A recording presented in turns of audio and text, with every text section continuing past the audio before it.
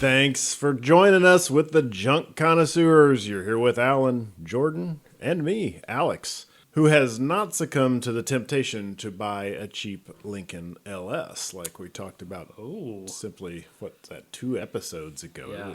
Only 2 episodes ago we talked about that, and probably because one hasn't fallen in my lap, I have no Lincoln LSs to my name, and I'm okay with that. Yeah. Well, I mean... That's the appropriate number to have. I feel like... 0 to 1. Preferably 0. Yeah. Well, at this point, though, I think the Lincoln LS is getting into the category of if you're going to own one, you should probably have 3. That's what we talked about during the episode. Yeah. And we said, we need a spec series, our own spec series. And I said, we're going to have a fleet of these. And you guys are like, haha, sucker. You're going to have 3 or 4 of them, and we're not going to have any. Yeah, we're going to have 0. But to go back just a tiny bit further, we have definitely thrown around several of the German equivalent of the Lincoln LS, the BMW 5 Series. Yes, even though our recent episode was on the 3 Series, we've got a lot of 5 Series. Yeah, we talked bouncing around. We talked about how like the E39 was appealing, and as attainable or more attainable in today's market than the 36. If you want peeling, I've got one that's super attainable. What? No, E39 no, with peeling paint. Yeah, not peeling, appealing. Appealing. that A at the front. However you want to spell it. Difference. Needs a little clear code. Yeah, there's appeal there and appeal there. I hit it with. There'll be plenty of appeal in the air if I hit it with the pressure washer. Just watch it fly. Yeah, I'm followed by this. A DA sander and just liberal use of what is that spray? Ceramic Plasti dip. Thank you. Yeah. Alex knew where I was going. I'm not gonna plasti dip it. Just let it ooze over all of the cracks and stuff. It'll even out. It's self-leveling. No, not really. Apply only on a level surface. Hey, I used some Plasti Dip to make panels less contrasting on the old Mustang project. I have a red hood and an orange door on a black car. Black Plasti Dip, while I spent a lot of money in cans doing it because the coverage is only so-so, it did make them all black. They're not the same shade of black, but really on that car it doesn't matter. Yeah, and you live on gravel, so eventually it all turns sort of dust-colored anyway. Yeah. So more the lack of driving it's turning green with lichen and moss and that kind of stuff. Yeah, your Monte Carlo, is that the gray one? No, that's a Malibu. Oh, see, I don't know. It's a G-body. That's all I really know. It was growing pretty good last time you saw it. It looked like an entry into some sort of horror film. Thing. Yeah. Or what's the Death Proof? There we go. I got it. Made it there eventually. Neither of you have seen the movie Death Proof? No, I think I saw that when it first came. That was the one that was the double bill with yes. Was it not Machete? No, what was the Robert Rodriguez one? Planet Terror. Yeah. Planet Terror. Yes. Oh God, I think I went and saw that in the theater with a bunch of friends, and we were all very drunk. Toe up. Yeah. And I don't remember anything about it, and I love Tarantino, but yeah. No, I don't remember Planet Terror being worth crap, but I do think that Death Proof was something that was at least mildly entertaining and worth reviewing again. Is it Kurt Russell? Kurt Russell, yeah. And he's, I don't know how to even describe this movie. He's a psycho. He's an evil stuntman? Yes. Yeah, Alex, you would like this movie. Yeah, that sounds he's like an evil it. stuntman. And it has a lot of very dark humor, like excessive, but at the same time, it's funny. Imagine that in a Quentin Tarantino film. No, it's I thought this was going to be sunshine and rainbows. Yeah. No, it's possibly worth checking out. It's probably one of his, I won't say less ridiculous, but more approachable films. Okay. Not a judgment, but are there any? Is it a car movie at all? Yes. Yeah. Yeah, Cool. he's a stunt man, so he has a stunt car and he does lots Nice. of dumb stuff with it. Awesome. And I by believe dumb, he's I not mean- invulnerable, but the car is invulnerable, as I recall. I mean, it has a lot of plot armor. I don't remember if it's actually invulnerable. I think that's like a talking point. Or Oh, like really? that's like a plot point. Yeah, I don't know. It's a Nova. It's been almost as long since I've seen it because I didn't watch it in theater, but I did watch it when it was new. So, yes, I do Weren't believe old it was a enough to go to an Nova. R-rated movie then. Yeah. Oh, very funny. I was in college when that came out. It wasn't that. I wasn't that young. I'm older than you think I am, is what he's saying to you, Alan. All right, so there's a topic. What's the first R-rated movie you snuck into? Let's date snuck ourselves. into? I watched Judge Dredd at a friend's house, but his parents got it for us, and so that would have been 95, so I was 10. Like the Stallone Judge Dredd, Yeah, not the oh, Carl Urban one. Well, that came out in like Right. 2012. I don't know how old you are. Yes, you do. You at least have a general idea. No, yeah, we watched that, and I was probably 10. My dad took me to see Starship Troopers when it first came out in theater. Shower scene. Yes, yeah, that was not awkward at all. I'll be honest, Fascism. I don't know if I ever snuck into an R-rated movie because when I was 16, I started working at a video store. So I just watched them all for free. I didn't really go to the movies. Yeah, I by the time they came out with the rating systems, I was old enough to watch anything anyway. So it's And that Never snuck into is anything. dating, Alex. You were full of dude. That was like 1968. yeah. No, I'm not PG-13 actually. wasn't a thing, though, when you were a kid. It was just PG or R. Yeah, PG-13 was the thing. That was like mid 80s, I think. So I want to say that like I think it was Temple of Doom was the first PG-13 movie because they like Spielberg had enough muscle. They're like, we want to rate it R, and he's like, I want to show some violent. And they're like, we're gonna rate it R, and he's like, you're not gonna do that. We're gonna do a new thing. Oh, Senor Spiel better go. Yeah. Yeah, I think the only R-rated movie I saw Titanic before I was 17. And then I think I snuck in to see the South Park movie like the week before I turned 17. Nice. And then returned several times to watch it in theaters I turned 17. I don't think Titanic was R. I think it was PG-13, and it was big controversy. There were you might be boobs in You a might be right. PG-13 movie. Because it was artistic boobs. Yes, it was artistic. It was. And then Kate Winslet boobs. I had no idea that movie was 3 hours long, and I went and saw The Late Show with a bunch of my friends, and I told my parents, I'll be home like 11:30, roll up at like 1:42 a.m., and walk in, and they're like, yeah, we know. Go to bed. Like, my parents were like, plan better next time. Dumbass. Pretty much. Boy, you ain't right. Well, thanks for joining us. We appreciate the support. Please give us a like. Find us on Facebook and engage with us there. Send us an email at junkconisr@gmail.com and let us know what's on your mind, what you got going on. All right. Well, I picked one out to talk about tonight.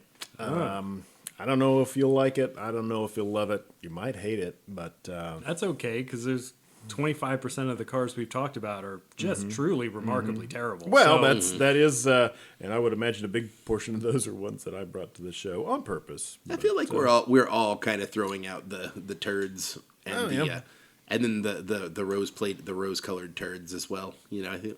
All right. So, of Alex's 3-point plan of automotive excellence, it checks 2 boxes. V8 automatic. Rear wheel drive. No? Front wheel drive stick V8.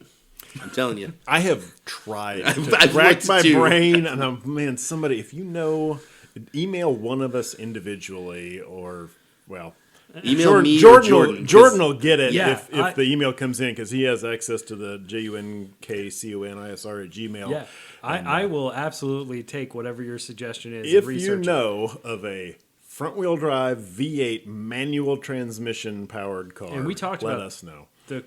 The Cord was a pre-selector, wasn't it? Yeah. But it Although also, was it a V8 even? Was it straight 6? I want to say it had a Lycoming straight 8. Which That's is close. cooler than a V8, Yeah. honestly. I Yeah, mean, that's fine. From just a sheer visual oomph standpoint, it's like 8 cylinders in a row. That's pretty cool. Yeah. You know, I want to build an inline 12. Let's do this. Just, I feel like I've seen this before in a skit on Saturday Night Live. Ace and Gary's ambiguous yeah. adventures. Their vehicle is quite straight 12. Very, very phallic. It's Phallic. extremely Long phallic. hood. Got it. And it's also probably not something that would age well in the 30 years since that came out originally. Anyway. There's another 3-point thing that we often talk about, and I will let you know, no Chapman, no Iron Duke, and Alan's imaginary concept is imaginary, something about Chrysler, Dodge. So, you guys have any guesses? Wow, you really narrowed it down. So I'm going to guess it's domestic. Yes, it is domestic. Shocker. V8 powered automatic rear wheel drive. Yeah. I mean, there are certainly options. Mercedes is not known for their manual true. transmissions anymore. yeah. However, I'm not certain that Alex could pick anything out past the W123 chassis. Yeah. As Quite true. and those Yeah. came with a stick. I so- think I know what that is even, the 1, 2, 3. Yeah. Okay, so probably domestic, or he has already established that it is Confirmed domestic. domestic. He said Chrysler didn't do it first, but was Chrysler involved? I don't believe Chrysler was involved. That would be hard for you to research since your eye literally can't stay on. Right, yeah. It's like, what is this, written in Aramaic? Let me get my glasses. Nope, not helping. Okay, so likely Chevy or Ford product. Could be one of the other ones that are now defunct, though. Could be that. You guys made an assumption a minute ago that I heard you repeat. That's not true. Oh, not a V8 automatic only. Yeah, and Correct. That's right. automatic only front wheel drive. And Jordan, you were onto modeling. something there with the last thing you said before. Is this a Jeep product? No, it's not a Jeep. So, is it 4-wheel drive? No, Okay. it is rear-wheel drive. Oh, it is rear-wheel drive. Automatic, optional, but probably sounds like no V8. That's correct. All right. So manual 4/6 cylinder. Could you get a Gremlin with a V8 Yeah. from the factory? Okay, so that's not it. You could. They were sweet. The Pacer. I think that was. Pacer was 4 or 6 only. Is Yeah. it the American Motors Pacer? It is not. I will admit that was probably my second choice to bring to the table tonight, not to give too much away. Okay. All But right. did not. And what first choice is not related. So this is not something that would compete with the Pacer It's in not that a. market It's segment not a at the time. Gremlin. It's not a. Well, we've already what were talked about the others? Pinto and the Vegas. Right, So. right. As well as the. Didn't we talk about the Solstice? No, we have not. Oh, the Pontiac Solstice. That is tonight's. There we go. You stumbled I upon it. stumbled quite right nicely. upon it. I'm like, how does the Solstice relate to the Gremlin? But okay, cool. Rear wheel drive. You guys went down a path, and I was like, I don't know when to step in and correct them. They're talking about a whole lot of stuff from the 70s. Yeah. But I know we've mentioned that chassis, the Solstice, because nobody talks about the Saturn Sky because they made like 12 of them. But we've mentioned that on the show before. I did not recall if we had actually had a full discussion. Yeah. And it could actually be because that's on my list, and I'll have to mark that off. yep. For the model years 2006 to 2010, GM built this 2-seat, front engine, rear drive convertible. I didn't really know much about them at all, honestly, but I knew it was one that I would probably, along with the Chrysler Crossfire, this is kind of in my mind, it's like a little too new to be on my radar, but getting to be old enough that it should be on my radar. So yeah, they built this from 2006 to 2010. GM developed the Kappa platform for the Solstice, that's the Pontiac Solstice, the Saturn Sky, the Opel GT, and Daewoo G2X. The Opel and Daewoo were not available in the U.S. market. I'm not familiar with the Daewoo one. Yeah. I think that was a Asia only Well, yeah, but variant, like, and I- it was just badge engineered from the Opel. Oh, okay. That explains it then. Because I am familiar with the Opel version. as from a styling standpoint. Obviously, I don't know much else about it, but I would assume it's effectively a rebody, just like the Saturn was. But yeah, and that's kind of what I gathered from it as well. But for this Kappa platform, they borrowed pretty heavily from other platforms, and we'll talk a little bit about that as we go. And it was designed to use pretty much exclusively the Ecotech dual overhead cam 4-cylinder, mostly the 2.4, but there was also a turbo version. But it's a 4-cylinder Ecotech engine, and it was equipped with either a 5-speed manual transmission, which was an, how do you say this? ASIN AR5, or an automatic that was a GM 5L40E. Yeah, so they put these out. A little bit about just some of the specs and stats on them. The horsepower and torque for the base model, base engine, non-turbocharged, 177 horsepower, 166 pound-feet of torque. A 0 to 60 time of 7.2 seconds. Quarter mile ET, 15.2 at 88 miles per hour, I think I saw. They weighed around 2,900 pounds. They also introduced in the Solstice the GXP. Back up for a second. I'm going to kind of jump back and forth between the Pontiac Solstice and the Saturn Sky because they were effectively the same car with a little bit different bodywork. Wait, what? On GM?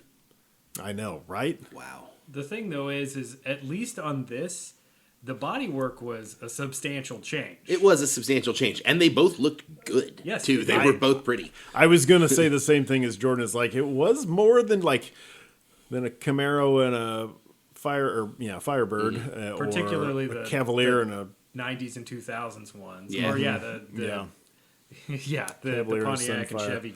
They actually had some different bodywork, but it was, essentially the same car underneath. But I think there were some variances in the interior as well. But so we'll kind of bounce back and forth. And so the baseline cars had the specs that we just talked about. The GXP in the Pontiac or the Redline in the Saturn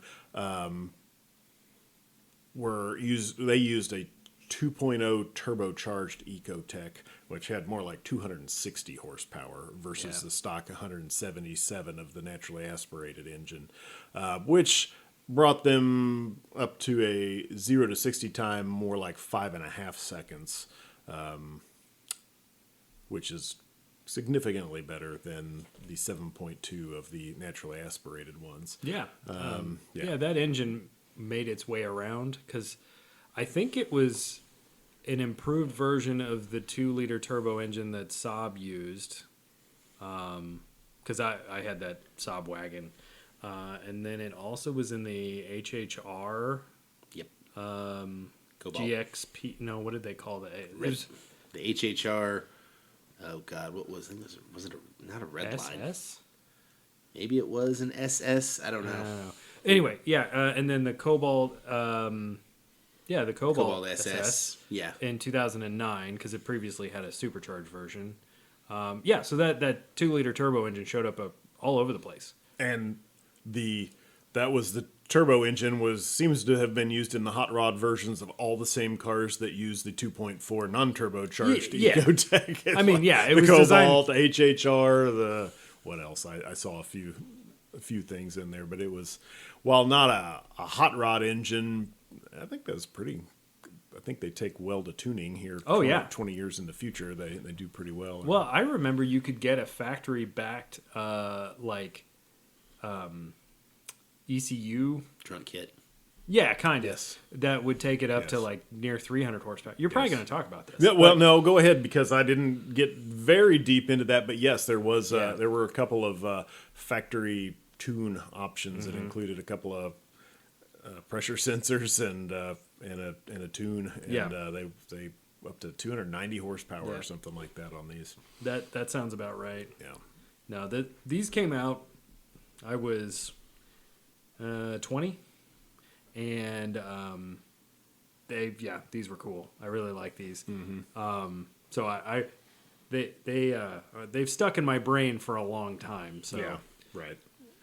I'm sure I'll remember weird details as we go along. Good, because we need more of that. I remember I looked at one that it was kind of haggard after. It was only 5 or 6 years old, but it had been not particularly well cared for. And I remember what threw me was to put the trunk down, put the top down. You'd have to open the trunk and stow it into the trunk, and you had to get out, open the trunk, put the top down. And I'm like, huh. And I looked at my Miata that I was driving at the time, and I'm like, eh. You know, Compared to the Miata, it was a bit of an ordeal. Latch flip, and it's and you can do it with one hand, and My Toyota MR2 Spider was not quite Miata easy, but it was nearly that. It was a two-hand situation, but it was two latches, and you just gently pushed it behind you, and it's self-stowed.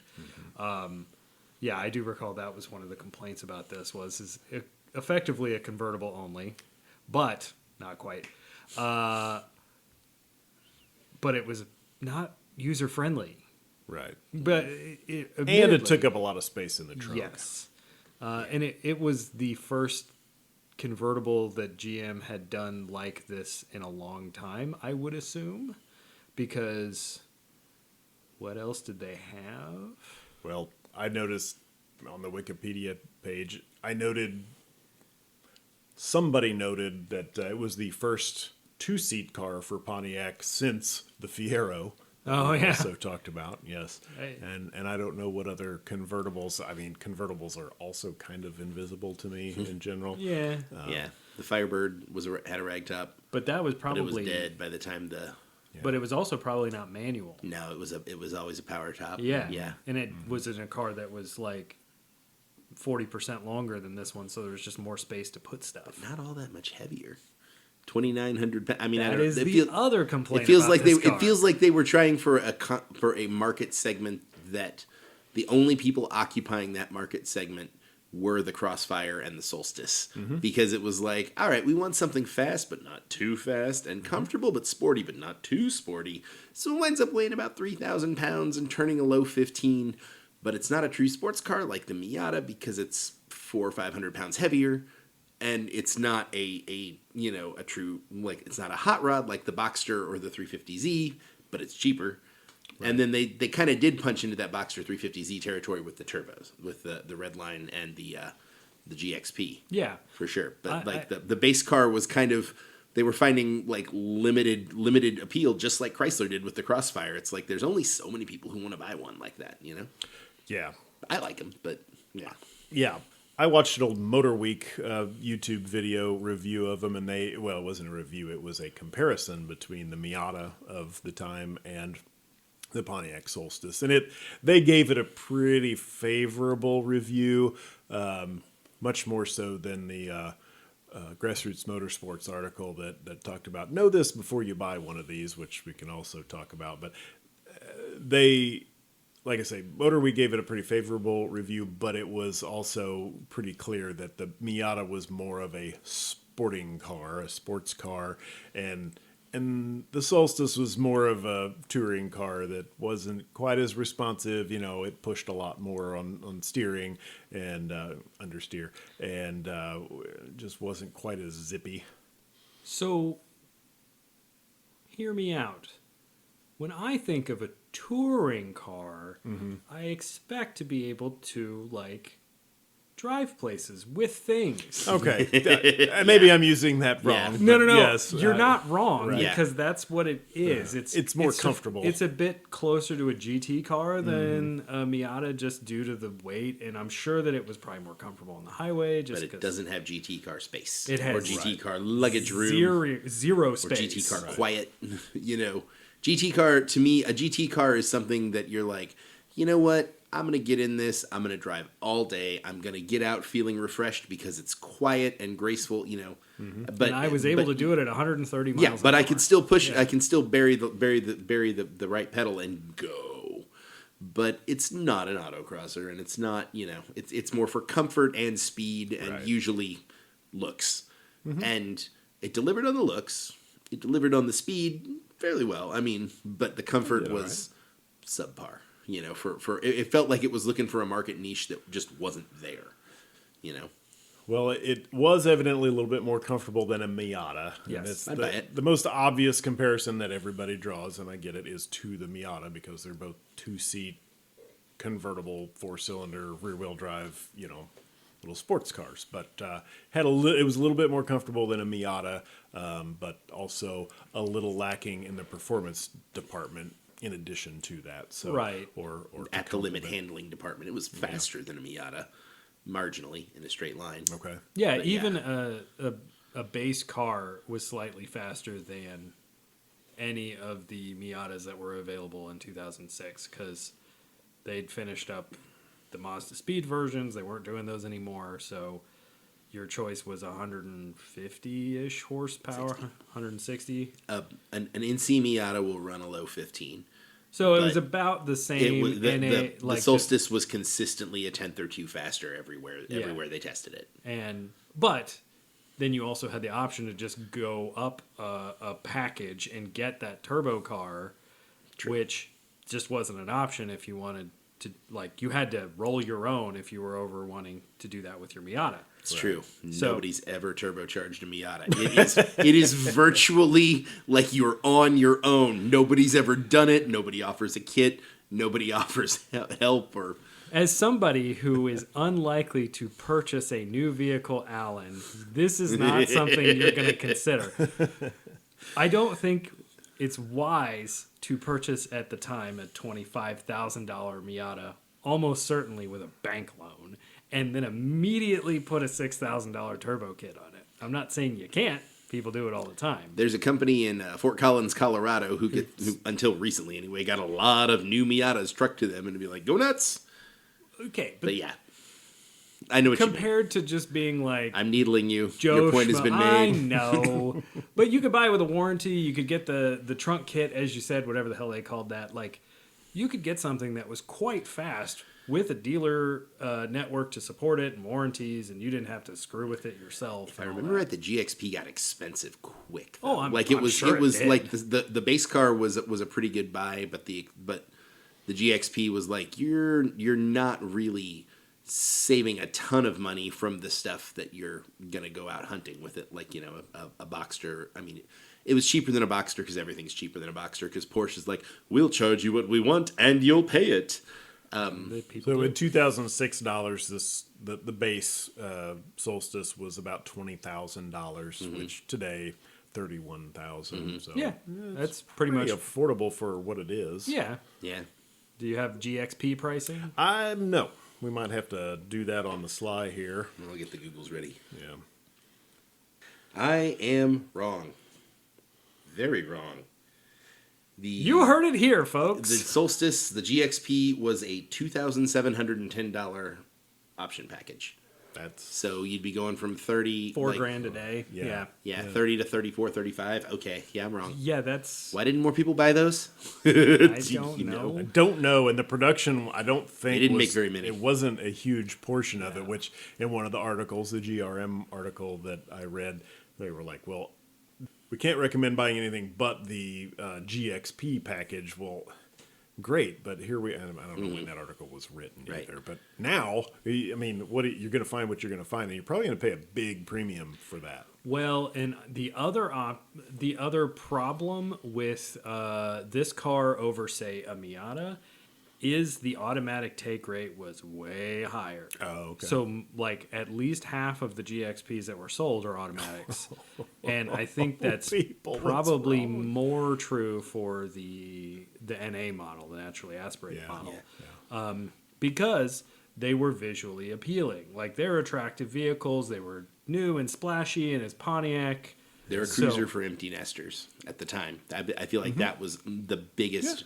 Well, Yeah. and if you're Similar to the Crossfire, kind of Exactly. like, I think like there's kids are gone, we don't need a back seat, let's go down and buy something cool. On driving up here Cool. tonight, I was Yeah. thinking that the demographic of this, like this is Chrysler Crossfire and this are in the same market space. And this is why they're visible to you now, Alex. as I fully mentioned earlier, that yes, these are things that should be on my radar due to their age, and apparently my age is also. We're having a good what do we call that? A synergy. Yeah. You've hit that like crossover in the chart where it's like, oh, Exactly. we're right here now together. Oh, I'm at this age, and the car's at this age, and I'm Yeah. wearing reading glasses, and Say these are way cheaper than a C5 Corvette. Maybe. Yeah, if you Yeah. find them, that's the thing. I just so I saw there's one that's listed in the same zip code we're in here right now, manual gray. It's not a GXP for $8,700, I think. Man, for that much, I hope it's a nice one. Yeah, it better be clean if I'm going to spend that kind That of money is on it. one of the lesser expensive ones I saw out there, but It's just that I know what $10,000 buys you in Miata land. okay, Yeah. that And that's hard to argue with because of what Alan was talking about earlier. Miatas have all the aftermarket support you ever Yeah. want. and they made a lot of them. They did. And, And- the generation that was competing against the Solstice, so like the 06 to 14 or 15, the NC was it's kind of derided amongst Miata nerds. Yeah. Like the joke is like, oh, do you have a floating keychain for those keys? Because it's a 2,700 pound car, which is light, but when you consider the one before it was 22 and the one after it was 22, I think the power retractable hardtop with the automatic was getting a little tubby for a Miata. But you can get a soft top with a 5-speed. soft top with a stick was like 2,650. It seriously, think, the hardtop was 20. The retracting hardtop Yeah. was 20 pounds. But I swore they were a little lighter than that. They're not? They're chunky. They're chunky by Miata standards, Yeah. and they're so much lighter than anything else that's on the road anymore. And so part of it is I know that those have 5-bolt hubs. Mm-hmm. They have bigger brakes. I think base wheel was 16 inches, where fucking most of lug them nut were cabal. 17 or 18 inches. So like the rolling stock is all heavier. So Mm-hmm. that right there is 100 pounds between the four corners. So it's just it uses a Ford Duratec based engine, which is not a heavy engine. It's quite light. It's lighter than a BP. Yeah, Because it's yeah. all aluminum. It's No, bigger, it's good. but it's all aluminum, so it's lighter. But I think it also necessitated a slightly bigger transmission. It did. And rear And axle. taller hood, and you know, Yeah. it looks like they just overinflated. They pumped it up about 10 psi too much. In 09 or somewhere, they did a refresh That made it and- look a and lot better. lot better. Yeah. But the good news is that those aren't sought after by Miata nerds Mm-hmm. because they skip straight to the ND that came out in 2015 or so. 15 or 16. Yeah. Which is a fantastic car, but I think the NC gets a bit of a bad rap. It gets a bad rap unnecessarily. unnecessarily Yeah. because it still is a great car. It's just a little heavy by Miata standards, and the early ones are a little goofy looking. They're not ugly. They just suffer by comparison, you know. Yeah. Well, And and people have made things to make them look slightly better for reasonable prices. But it makes the Solstice a hard sell because I also am relatively confident that the interior quality of a Miata is probably higher. The Solstice and Sky were one of the criticisms I've seen in retrospect is they had a lot of plastic in them, And they were a product of their time. You remember we talked about Yeah. the Crossfire, how it had like the shiny gray silver plastic everywhere. Oh, yeah. So did the Solstice. yeah, and they borrowed heavily for this platform from other GM platforms, as GM Like does. I Colorado. mean, nobody's surprised. Yeah, Yep. yeah. But the cool one is one of the good parts bin sourced parts is the rear differential is from the CTS platform, the Sigma platform, I think that was the Cadillac CTS. But then the list goes on, cited in several sources of, the HVAC box comes from a Hummer H3, and the running lights are from this, and the steering wheel's from a Cobalt. Just like everything And a else. Corvette. Yeah. if you see, the thing that GM needs to figure out about the parts bin engineering is if you don't do it with the touch points and the stuff you stare at all day, Yep. it's great. Yeah. Nobody's ever gonna see the HVAC box. Yeah. Pull it out of that Hummer. Yeah. But you know what? The stuff people touch and interact with and are staring at all the time while they're driving needs, especially if it's a premium car, it needs to be premium Yeah. feeling. Yeah, we've it needs talked- to be different, and they I think they've only figured that out in like the last 10 years. Yeah, and we've mentioned it before. Like, hey, wait, why did they take all the cheesy parts and put them where we can clearly recognize they're from a Cavalier because we've got one of those. And The Chevrolet Sonic I used to own had a steering wheel that was the same one you got in a Camaro SS. and that's what all the Sonic drivers bragged about. It's got a Camaro steering wheel. Well, a lot of guys would go buy the one because you could get the Camaro SS one with the plastic or leather or Alcantara, and a lot of guys would go pull one out of a you know, after Johnny Camaro wrapped it around a telephone pole, as he tended to do. He'd pull the steering wheel out, swap the blown airbag with the one from their car, and have a nicer steering wheel. Yeah, well, it's better to go around the telephone pole than to take out a crowd of people like a Mustang owner. Yeah. Anyway, no, they seem to be understanding that that's something they need to do, because the C8 Corvette is not nearly as recognizable in its disregard for interior quality. It's much better than previous Corvettes. Apparently it's still a bit of a problem, but it's very, very cheap for what it is. So everybody needs to relax on that. The whole thing with the Vet is like it's $65,000, and you're not going to buy anything that's going to run with it unless you're going to McLaren or Italy. And you're going in terms of what you're and you're going to spend $250,000. Yeah. I'm not saying that this is a reasonable gripe, but GM at least is making progress in that regard. I do think it's funny though, because it seems that Hyundai has figured this out real fast, and some of their new interiors are fabulous, and they don't cost any more than like the Cadillac product that you can go and sit in and you're like, wait a minute, I just saw this in my wife's Impala or whatever. You're going to get divorced if you're going to sit in a Cadillac after you buy your wife an Impala, though. I'm not doing either one of those things. It was an example. We need a disclaimer. Not responsible for higher divorce rates as a result of listening to our dumbasses. Yeah. This show is purely for entertainment purposes. Do not use anything we say with any real, actual... unprofessional drivers on open mic. Yep. Tonight's podcast is brought to you by OneHourGravestone.com. Are you both bereaved and in a hurry? Were you supposed to get the marker for Granny's grave, but you totally spaced on the date? Have you been court-ordered to put something on the final resting place of that relative you never really liked, but you don't want to put out any effort? OneHourGravestone.com has got you covered. Our talented masons will carve a marble slab with the touching inscription of your choice before the deceased is even cold. We offer rapid delivery via trebuchet to any address within a 300-yard radius of our shop. Careful, contents may have shifted during flight. And maybe wear a helmet if you're outside. If you order today, use our code JUNK to get a free bottle of our tombstone cleaner, as seen on TV. When you need that cemetery without time to tarry, OneHourGravestone.com.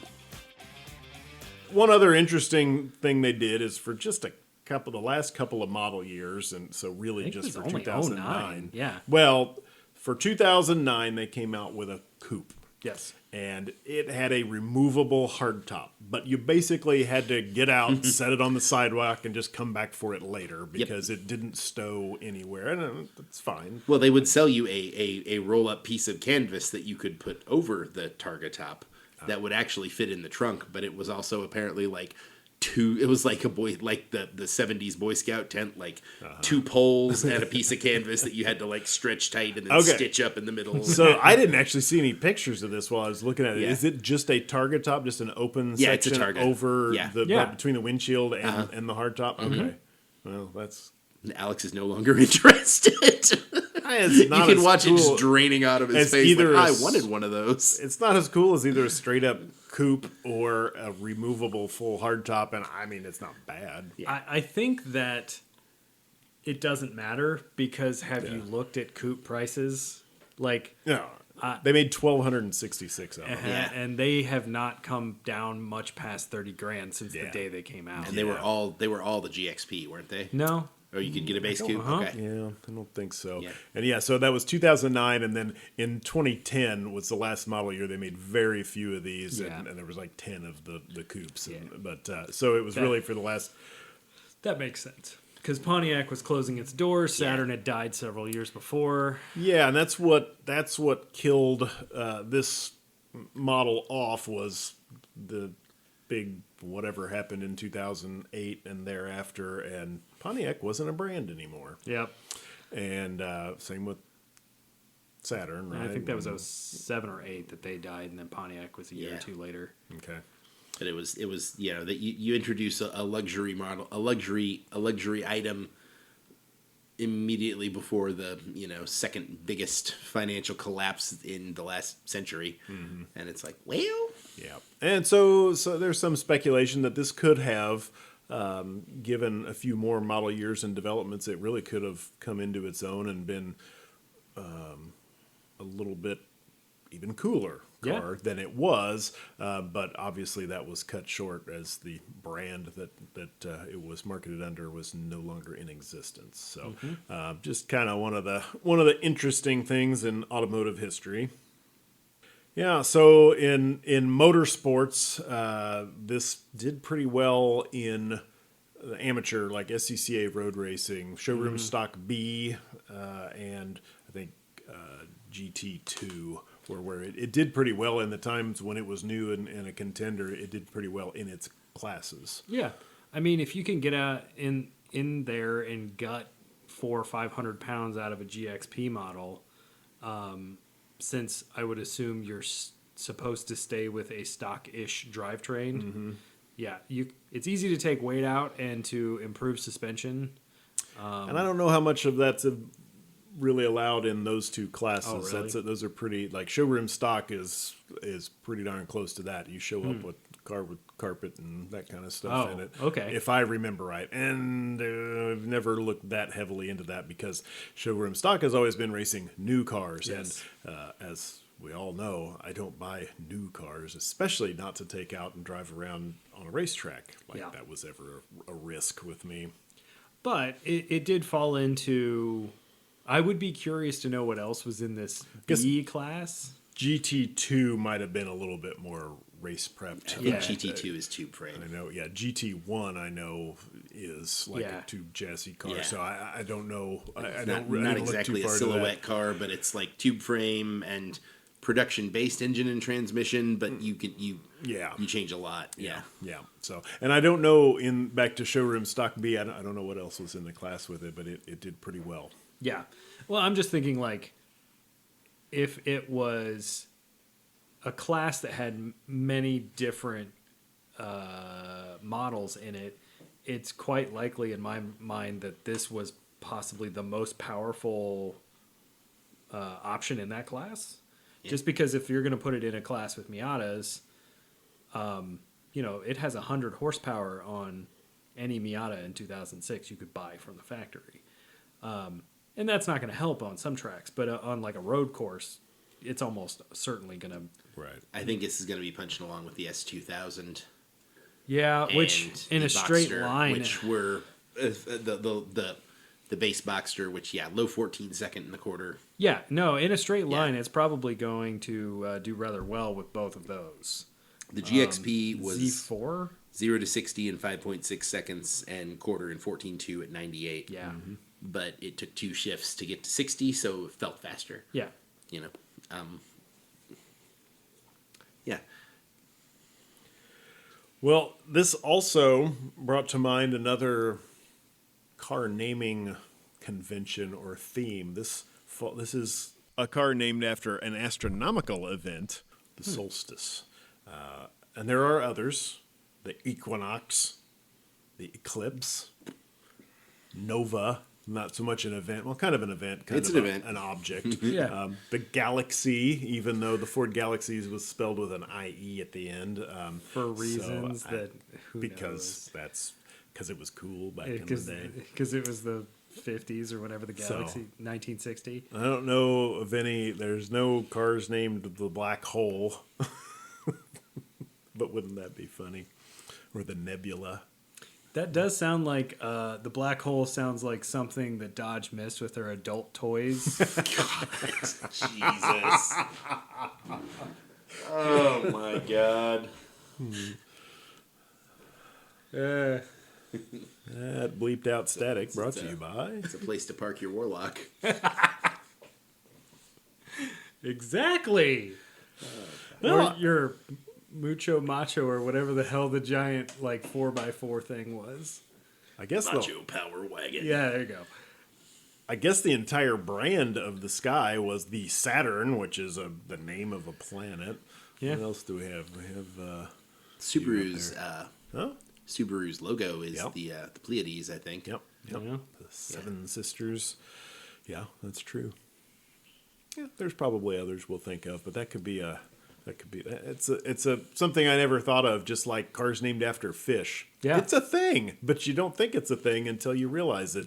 Right. Same with cars named after celestial stuff. Astronomical stuff. The Right. astrological. The Chrysler Cancer. Oh, nope. Astrological. Yeah. Ford Taurus. Oh, yeah. That is astrological. There's possibly more. Well, I mean, we only have 12 choices. The so Holden Gemini. That's right. Whoa. Isuzu Gemini. Oh, yeah, the Same Isuzu thi- had a Gemini. Same thing.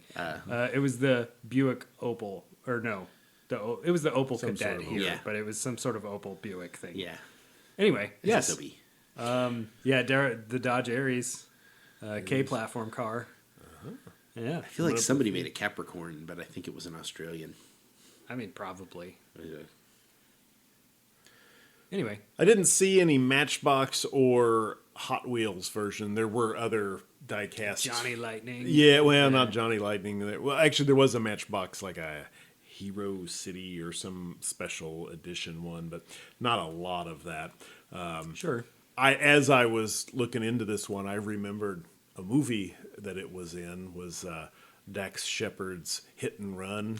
If you've yeah. seen that one, this was the hapless Nemesis Gil. This was what he was driving. Is that the one where they were driving the Hot Rod Lincoln? Mm-hmm. Yeah. So that's kind of fun. And so that's if you haven't seen that movie, I don't know. What do you guys think of it? I've rather enjoyed it. It was brainless and fun. Yeah. Yes. Yeah. Dax Shepard is a car guy, so one he of us. worked some of that in there, and that was cool. That's his And, Lincoln he's driving. Yes, that's actually his Lincoln. It's a fun, like you said, a brainless movie, but it's got some car Ford stuff. Scorpio. Oh yeah. Sorry, we're looking it up now. Like they're like you were mixing astrological and astronomical. There's a bunch of astrological ones. Do we have any like moon sign ones? I don't know what any of this means. I don't either. I think it's the same words. It's just like it just depends where the moon is. But I don't know. Well, so what do you guys think? Would you buy one? Would you own one? Do you want one? Those are Would very it- different What questions. would it take for you In to own order- What's it take to get you in one of these Yeah, today? yeah.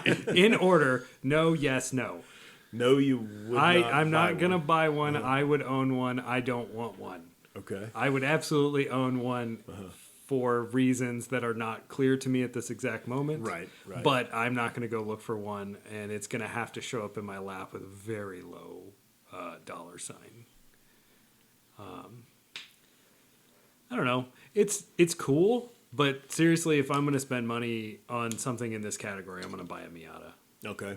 Like it's Smart. I don't. There's not a world in my mind where I'm gonna go look for a Solstice over an NC Miata just because. Yeah, there's way more NC Miatas. They're not hard to find. Apparently, the Solstice outsold them for the first year. Yeah, I was reading like they actually did sell well for the first year. No, I'm sure yeah, they A couple did. of years of production were pretty hot and heavy with the Solstice, yeah, and then it then tapered then off. the economy crashed and Yeah. people stopped buying sports cars altogether. So But then the Miata kept selling for another 5 years Right. in that same model Right. span. And what you said, they made a lot more of the Miatas, makes a lot more sense. If you're going to own an almost 20-year-old car at this point, might as well be one they made a lot of. And at 65 or 8,000 or 60-some thousand is the full run of Solstices. I mean, that's substantial. 35,000 It's not nothing, of the Skies. It's substantial, but it's I hate to even guess what they made of the Miata. But there's going to be Honestly, parts. not a whole. I doubt that's a whole lot more than that. yeah, Okay. the Miata sold like crazy for the first 10 years. then tapered off, and now that it's the only game in town as a two-door sports car, because you had for affordable convertible sports cars, it's it now and has been for a long time. Since the Solstice and Sky went away, really. Yeah, but Toyota fought in that market in the early aughts, but right, and they, the S2000 was there, but it was also more expensive. A jump up in performance and in price. And, I think it was like 50% more expensive. It was the pretty first expensive. year It was a lot faster too, but yeah. So Jordan, Oh, yeah. Jordan says no, he's not going to go looking for, buy, or probably own one of these. How about you, Alan? I'm in the same boat. I'm not going to go look for one. It's the same way I feel about an MR2. It's like I already know what I'm getting into with the Miata. Yep. I don't have to relearn the trouble spots and stuff. I will say the Solstice looks awesome, and we didn't discuss the it was Hallett Supercars. Okay. Which was a company that very briefly, and I don't know how factory backed it was or if it was just kind of a wink and a nod, but you bought a new Solstice, took it to Hallett, they took out the turbo 4-cylinder and put in an LS1, and yeah, I don't think it was factory backed, but I think it was you'd get a warranty, and I want to say it was something like $55,000, which is a lot more now, but and that erased any performance issues you had with a. But you were just buying a C5 Corvette at that point, or I guess a C6. Like price to price, it was effectively the same. Yeah, but the Solstice looks way cooler. I don't disagree with you. Yeah. And it's the same interior quality, so who cares about that? Yeah. It's somewhat of a hard sell, I think, in general. And Hallett probably sold a couple hundred of those things. They weren't. Yeah, they sold a few. They did it. I'm sure they did enough to like have it be a functional business thing, but I don't know if looking for that model makes any sense at all, because it's probably only something that a collector is going to want. Maybe it was Mallet. Mallet. I know Mallet did a bunch of stuff. Here we go. It's Mallet Performance Cars. I'm sorry. Hallett is the racetrack. Mallet is the. Yeah. No, Mallet also was in Corvette tuning as well, with Lingenfelter and those folks. So $21,285 on top of buying a Solstice for, 25. So yeah, $50,000. Yeah. Gets you a 400 horsepower. And people do that all the time. Like, you buy whatever chassis you want, a Nissan 240SX or whatever, and you either install a V8 or pay somebody else to do it. And Miata's had that too, as Alan was alluding to earlier. It was a different company, but yeah, Monster Miata would. Well, sorry, Flying Miata would too for a long time. Yeah. Put an LS1 in your Miata for. Yeah, and they would sell would you all the stuff to do it in your garage. And you could send them your car, and they would do it for you, and it probably cost $20,000. I don't know. I'm not the target market for any of this stuff, so. Yeah. So you wouldn't buy one, Alan. You're probably not going to venture down this. If I were looking and it popped up, like I've kind of been looking now for. I want to spend $5,000 or $6,000 on a neat driver that I can drive for a year. And boy, if it had a back seat, it would be in the hunt. If it showed up for $5,000 or $6,000, I'd be like, yeah, I'll do that. But I need something a little more practical. Okay. But for something I was going to keep and especially modify for performance purposes, yeah, I'm going to go down the more well-trod path, I think. Yeah. Yeah. Well, as for me, I went into this thinking I ought to be looking at these because, like we talked about with the Crossfire, and there's a couple other cars, I think it's at that age, and I'm at that age where things might work out. And like Alan said, maybe buy it and own it for 2 or 3 years, and I don't know that they're going to go down in value, do we think? Or have they hit the bottom, do we think? So I think we may actually be back on an upswing. Okay. I don't think that I'm really the kind of guy that's going to do that with cars. I probably would have fun doing that. Just buying something fun, experiencing it for a little while, and then letting it move on. But once I get a hold of them, I kind of have a hard time letting them go with a lot of stuff. So as I was looking into them, I knew that the Solstice and something Saturn were on the same platform, and I learned more about it while prepping for this.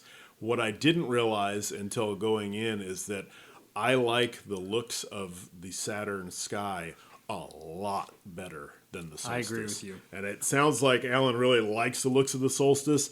As I dug deeper into this and looked at the Solstice, I'm like, that doesn't look as cool as I thought it did in my mind's eye. Not that I've seen very many of them. Not that I dislike it. Yeah. But then when I see the Saturn, it looks more like a Cadillac CTS or something. Yeah. It's just got more angular styling, and for whatever reason, that does it for me. I like it more. That's fair. Well, and part of the problem with the convertible Solstice is I know that the coupe exists and what it looks like, and it is really attractive to me. The coupe roof really does. And it sort of ruined the regular one Yeah. when it came out, and I was like, oh, I just graduated college. I should buy one of these. Oh, they're all gone. And I can see that.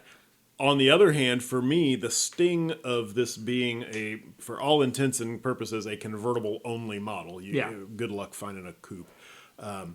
The sting is lessened by the fact that this was designed to be a convertible. Oh, yeah. It is, I think, in its time, it was probably pretty cutting edge as far as they designed it well. Hydroformed frame rails and that kind of stuff. I think it probably did pretty good versus a lot of all the older stuff that's a convertible is just a sedan or a coupe that we cut the top off of. It wasn't really designed to be that way. They sometimes tolerated it okay, but these were designed that way. So to me, that takes away kind of a lot of what I don't like about traditional cars with either holes in the top or tops cut off with a Sawzall. Yeah.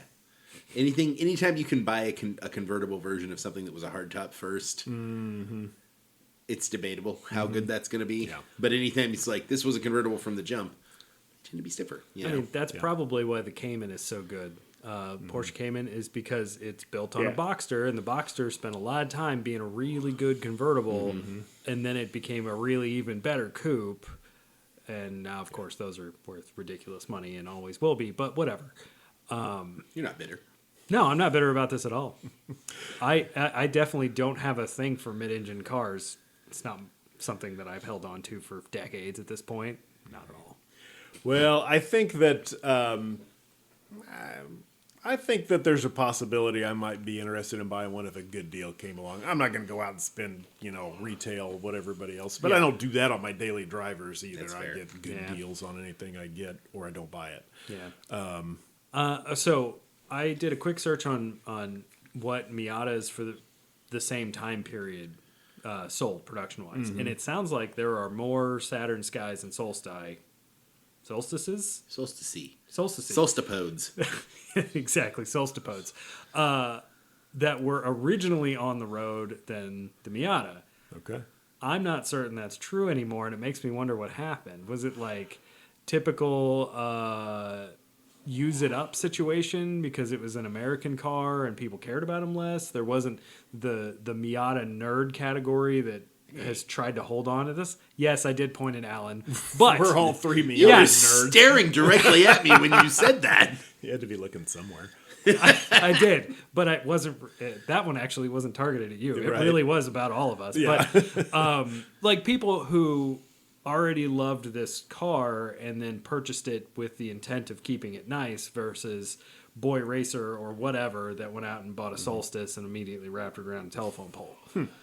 Like even the 170 horsepower version was fast enough to get you into real trouble. Right. I really never pictured these cars as being a young demographic. Certainly not as young or younger than a Miata demographic. I really kind I've of saw seen a tall few socks riced and out. And Miatas as a cargo young pants. person's car is only something that's happened in the last decade, really. Okay. Because before that they were a chick car, and now Let's rephrase that. Before that, let's start again. before that they were considered to be a chick car. No, before that they were a chick car to almost everybody, and I say that as somebody who has owned and loved Miatas since I was 23. I bought my first one. Yeah. Almost 20 years. Oh God. And I haven't had a functional one for most of that time. Any hoodles. Yeah, I think that Miatas definitely had that, hairdresser car vibe. Yeah. Because there were other options out there if you wanted to build a track car, and those have dried up. or they've either dried up, gotten wrecked, or are no longer affordable. So now it was Miatas, and that's they are rapidly becoming not affordable. But But I think the NC is your cheapest current available Miata. it is, yeah, It's the C4 Corvette it is. of the Miata Yeah, world. you're not wrong. Even though nicer C4s are now worth more money than they ought to be, but I just mean it's always probably going to be the bottom of the value of Miatas. yeah, Least valuable generation. yeah, because it appeared just quick glance they sold maybe 100,000 across the 10 years that they were available. Okay. So similar, if not fewer numbers than the Sigma platform, whatever you said this one was. This is the Kappa. Kappa platform. Yeah. So I don't know. It's just one of those things. Like, it could be, now that we've had this discussion, it's the what's his, Droves of our fans Yes, are going to be out buying drove. them up. I was actually thinking more along the lines of what's Dieter. We haven't made this joke in like 20 episodes, but now that we've seen it, we're gonna see Solstai everywhere. Oh yeah, What's that guy's Bader name? Meinhof effect. Yeah, there you go. That's not it. No, The that's- Dietrich Bader effect. Yes, Yeah. that's the I don't know. Dietrich Bader, Dietrich Bader effect. Yes. No, we're gonna see them everywhere. Because when I see a Miata, I go, "Ooh, Miata," and that's it. Like, they've never not been noticeable to me, Right, and it could be that the Solstice. I don't think one of these is going to drive by the three of us and us not notice it. I don't think they're out there very much. Yeah, maybe. I don't know. We'll see. We'll see. Tune in next week to Yeah. see if we've noticed more Pontiac Solstices. Yeah, I do think that I would have really liked if GM kept this platform in some fashion, Yeah. but they strapped it to their two most fragile brands. Right. Because Oldsmobile was dead. Yep. They So- were already dead. At that point, now Saturn and Pontiac were competing for who was the crappiest GM company. Like, I mean, it's a good thing Oldsmobile was dead too, or else they would have given a version to Oldsmobile that was identical to the Solstice, except for like shock valving and hood ornament. Yeah. oh man! Speaking of Motor Week and Oldsmobiles, I just saw a clip from a Motor Week episode from like the early '90s, late '80s, something like that. That's, yep. And they Oldsmobile did a prototype of it was a '98, so like a full size car. Yeah, I don't Olds know. 98, yeah, that would have been. No, it would have. It had a quad 4 in it, so it was a front wheel drive 4-cylinder. Probably a A Calais. little W body. Yeah. Anyway, they have apparently for this prototype had added a turbocharger and 17-inch wheels and like other fanciness, and it was like on an Oldsmobile, you say. Like showed it tearing around a track and it was wallowy and whatever. And I'm sure at the time 17-inch wheels were like a huge Oh, deal. they were. Yeah. Yeah. Back in the 80s and 90s. Yeah, that was. It was 80. It was 85 maybe. Ooh, speaking of Oldsmobile, Because it and was astronomical names, and Aurora. also names you can't say Sorry. without sounding like you have a mild speech impediment. The Oldsmobile Aurora, not to be like- confused with the Saturn Aura. which is also astrological. Yes, Yeah, but it's the same as a Chevy Malibu, which is not astrological. no, I'm not going to continue that joke because it. scatological maybe. Yeah. Anyway,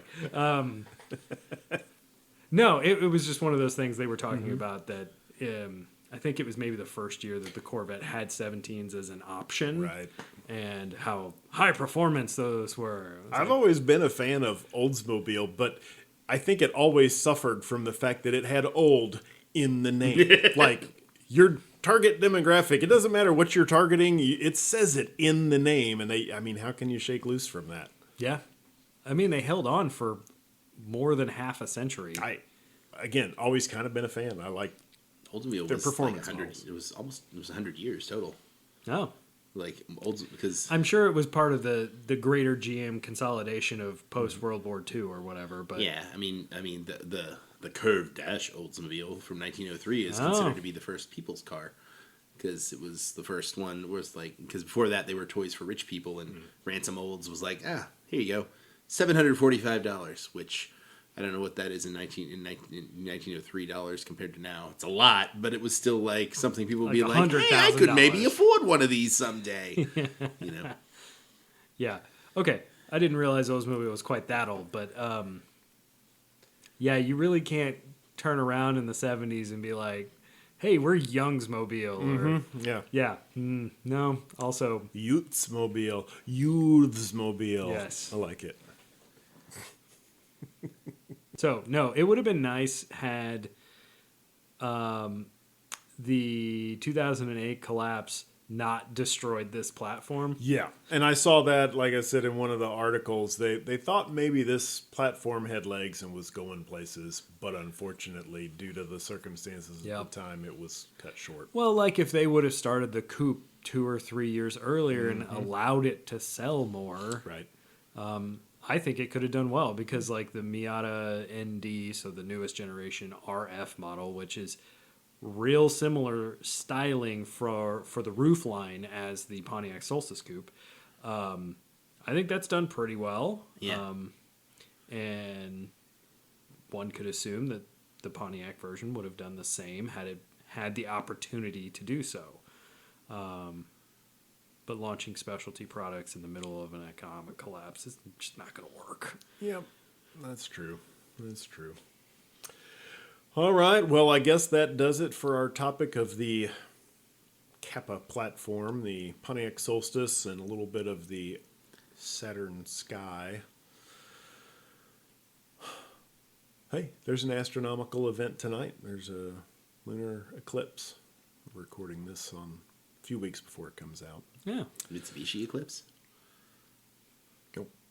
Buick Starfire? Lunar. Ooh, there you go. Ooh, came up with another one. Oldsmobile Starfire.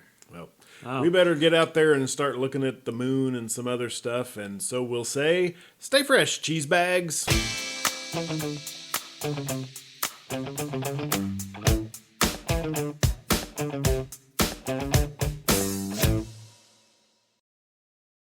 I feel like we're all kind of throwing out the turds and and then the rose colored turds as well. You know, I feel.